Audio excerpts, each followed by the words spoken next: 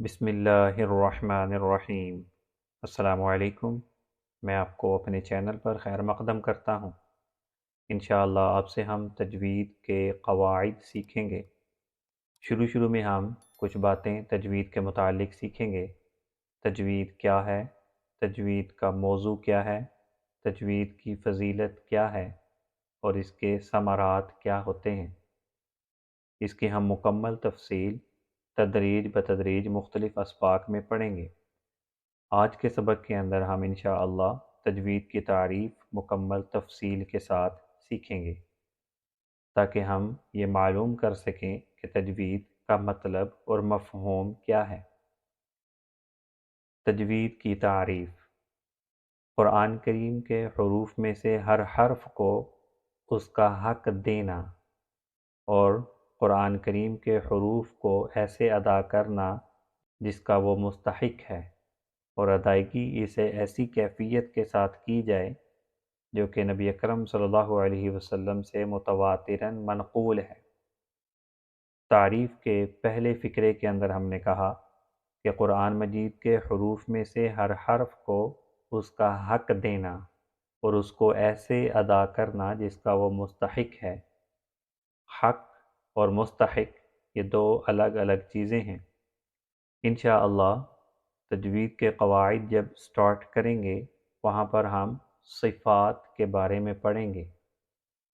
حق کا مطلب وہ صفات ہیں جو قرآن مجید کے حروف کے ساتھ لازم ہیں، ان سے کبھی جدا نہیں ہوتی، اور مستحق وہ صفات ہیں جو قرآن مجید کے حروف کے ساتھ لازم نہیں ہوتی، کبھی آ جاتی ہیں اور کبھی جدا ہو جاتی ہیں۔ انشاءاللہ ہم پڑھیں گے کہ نون اس کا ایک حق ہے اور ایک مستحق ہے۔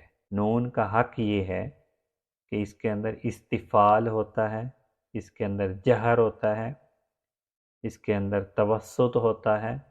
انشاءاللہ اس کی تفصیل صفات کے اندر پڑھیں گے۔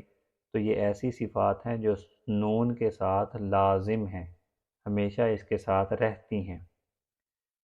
اور مستحق نون کا یہ ہے ایسی صفات کہ کبھی وہ صفات نون کے ساتھ آ جاتی ہیں اور کبھی وہ نہیں آتی۔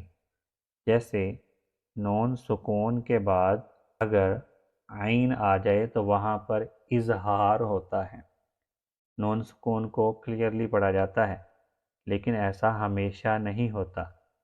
یہ تب ہوگا جب حروف حلقی میں سے کوئی حرف آ جائے تو وہاں پر اظہار پڑھا جائے گا، لیکن اگر کوئی اور حرف ہو تو وہاں پر اظہار نہیں ہوگا۔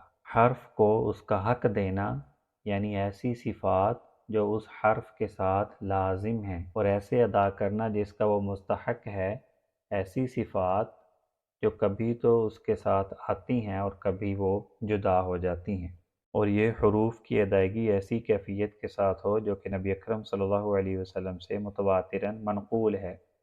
آپ صلی اللہ علیہ وسلم کے زمانے سے لے کر اب تک جیسے پڑھا جا رہا ہے۔ تجوید کا موضوع کیا ہے؟ تجوید کا موضوع قرآن کریم ہے۔ تجوید کو سیکھنے کا مطلب قرآن مجید کی غلطیوں کو ٹھیک کرنا ہے۔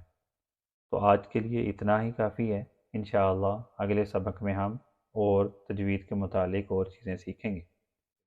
ہمارے یوٹیوب چینل کو سبسکرائب کر لیں تاکہ اگلے لیسن میں آپ کی شمولیت ہو سکے۔ تب تک کے لیے السلام علیکم۔